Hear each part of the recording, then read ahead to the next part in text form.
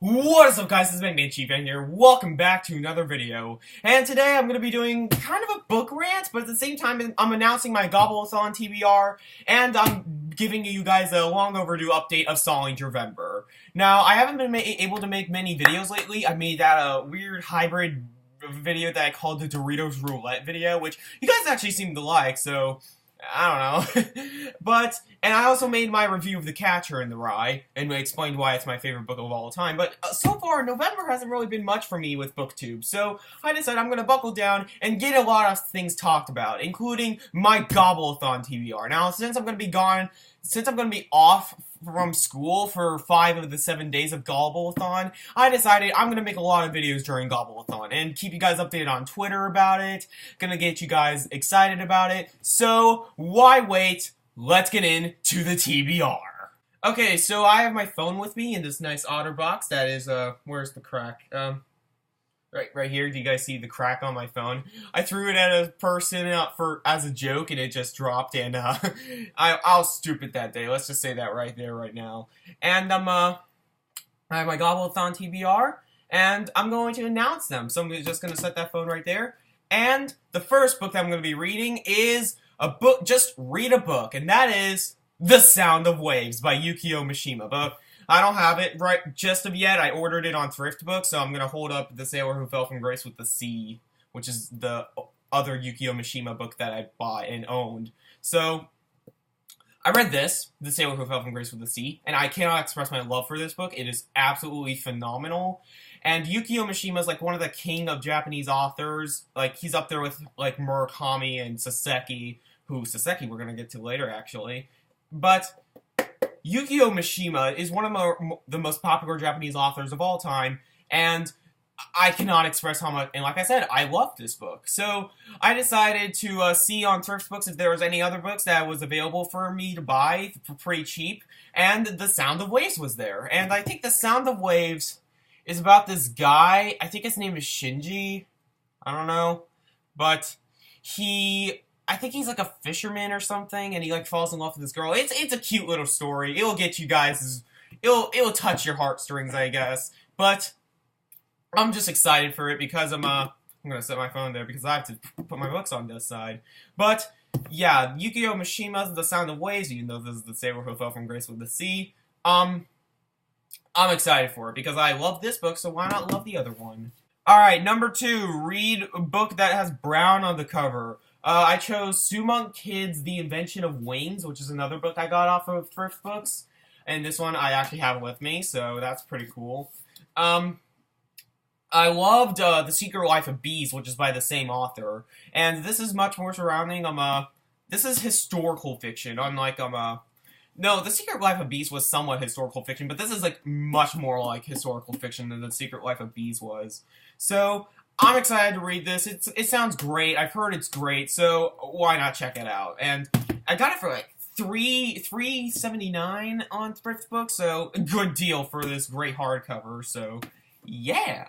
All right, number 3, read a book of poetry. Yet again, I don't have it with me because I'm a idiot, but it's Milk and Honey by Rupi Kaur. I was going to read Ariel by Sylvia Plath, but then I decided to read it. It was fine. I didn't love Ariel, but I thought there were some great poems in there. But I decided to switch my choice to Milk and Honey because 1, I read Ariel, and 2, I'm just really interested in Milk and Honey. I've heard amazing things about it. Some people call it their favorite poetry collection.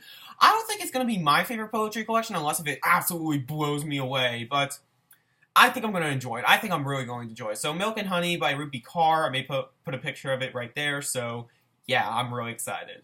Alright, number 4, read a non-fiction book. I chose Into Thin Air by John Crocker. I read Into the Wild, and I liked it, but I didn't love it. Though, I've watched the movie Everest, which is based on this book.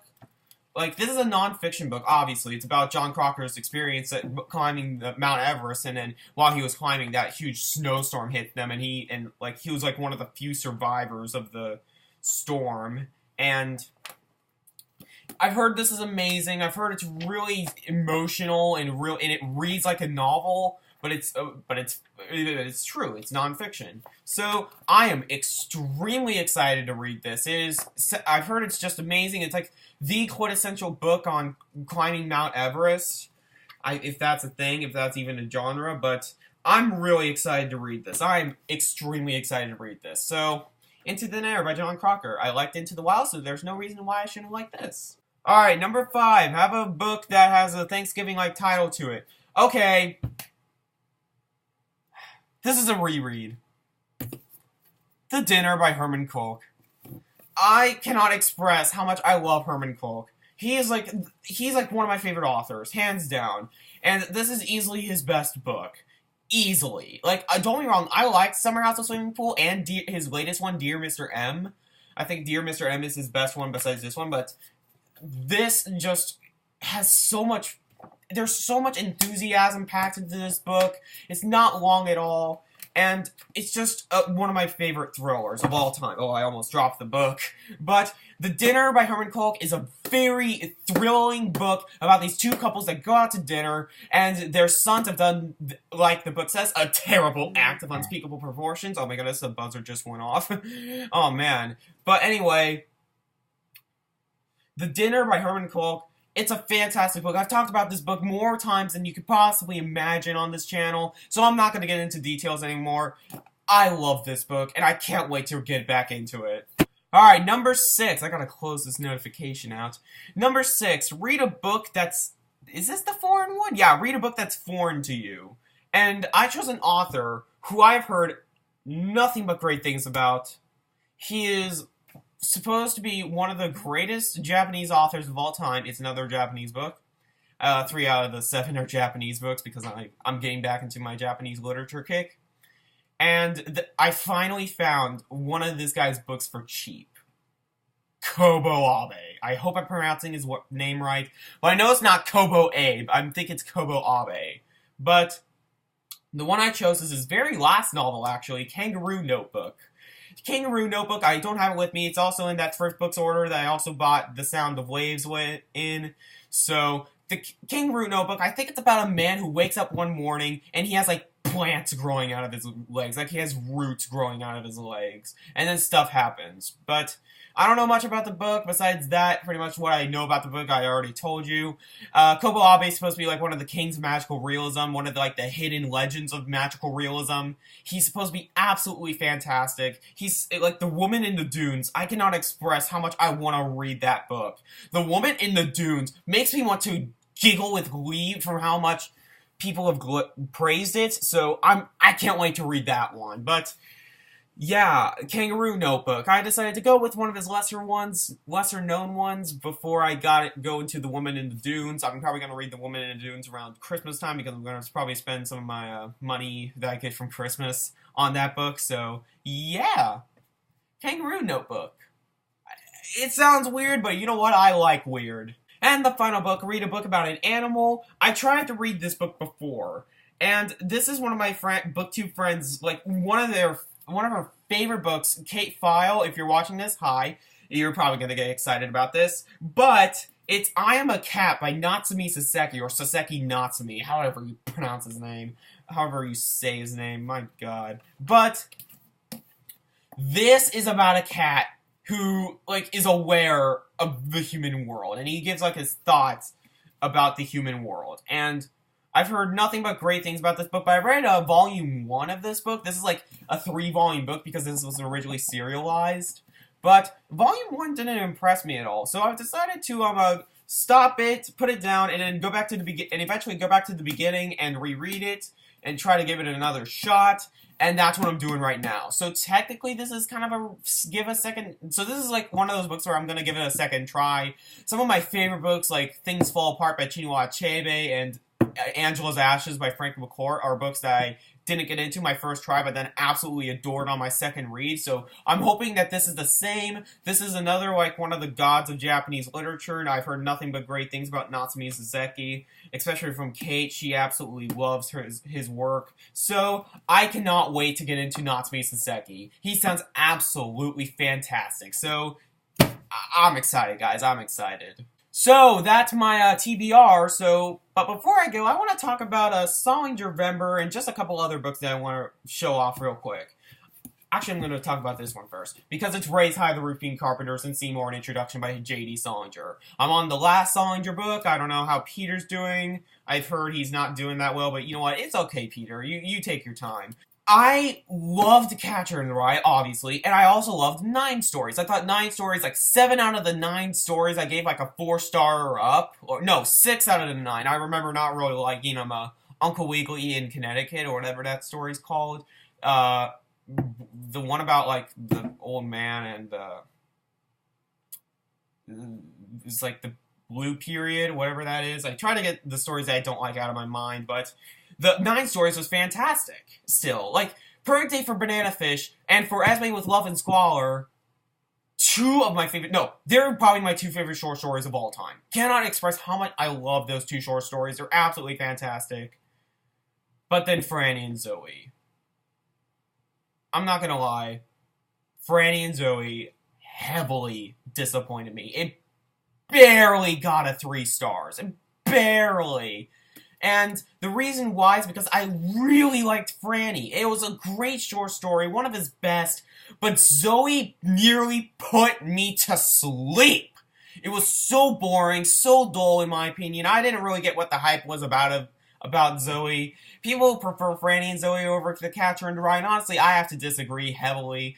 Franny and Zoe, so far, and most likely because I remember loving this collection, but so far, Franny and Zoe is my least favorite Salinger book, but I don't know what's going to happen with this book, because I'm going in with this book with a little speculation, but Raise High the Roofing Carpenters and Seymour, an introduction, much like Franny and Zoe, is a collection of 2 novellas, and it's a little longer than Franny and Zoe. It's about like 50 pages longer. It's about 250 pages, so it's a pretty short book. All Salinger's books are pretty short. But I am really excited to get into this book. If I remember loving Raise High the Roofing Carpenters, but I was just kind of about Seymour, an introduction, which scares me because that's how I was with Franny and Zoe. I loved Franny, and I was just kind of with Zoe. And Zoe, I absolutely hated, so that this is going to be frightening for me. So I'm going in with this with high expectations, but if I come out with low results, I'm not going to be terribly surprised. But Raise High the Roofing Carpenters and Seymour, an introduction, and Franny and Seymour, an introduction. How did I say that? Oh, right. Raise High the Roofing Carpenters and Seymour, an introduction by J.D. Salinger. Can't wait to get into it. So that's my little update for SalingerVember. And then I'm just going to talk about some random books that I'm reading, that I'm going to try to read through. If, like, these books are, like, backups, except the first one, I'm almost done with this one, actually, but it's, A Fine Balance by Rohit Mystery. Easily the best book that I've read so far this month. Just absolutely phenomenal. Just one of the best books I've read in the last couple of months.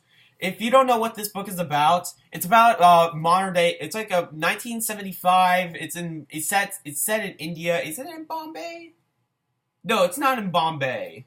I don't think so. But I know it's at least set in India. It's around these 2 tailors named Ishvar and Om. I don't know if I pronounced those names correctly. And there's a whole ton of characters with this book, but the main 2 characters, in my opinion, are Ishvar and Om, which are these 2 tailors. And honestly, I can't say much about this book because then I'd lead to major spoiler territory, because this is a heavy book. This is like not only emotionally, which it is, but it's also very heavy on story, it's very heavy on character development, and it's very heavy on writing. It has one of the most dense writing styles I've ever read, and the only reasons why I don't give this a 5 out of 5 is that it took a while to get into because of its dense writing style. And I was loving it from the beginning, but I was just not adoring it to epic proportions. Now I am. I'm about 3/4 of the way through, but I'm binging. I'm gonna read the rest of this in one sitting. It's absolutely phenomenal.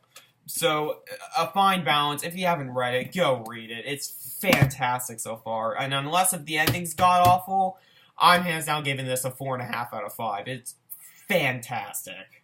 Alright, the next book I got from my school library, and it's A Man for All Seasons by Robert Bolt. This is an extremely long play. I will tell you guys right now. 200 pages?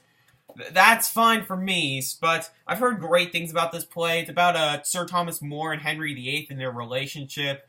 And that's really interesting because I haven't seen that done before, like that relationship done in fiction. So this is going to be really interesting. I can't wait to get into it. There's nothing really else I can say about it because I haven't read it yet. But yeah, I've heard great things about it, and it's an incredibly famous play, so why not get into it? Okay, I just gotta vent for a little bit.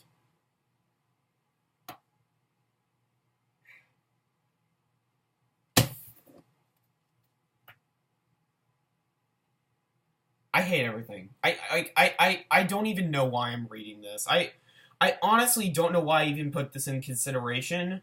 Because, like, I know the reason why. Because I liked Looking for Alaska. No shame. I liked Looking for Alaska. But I've read 2 other John Green books, An Abundance of Catherines and Will Grayson, and I hated them both.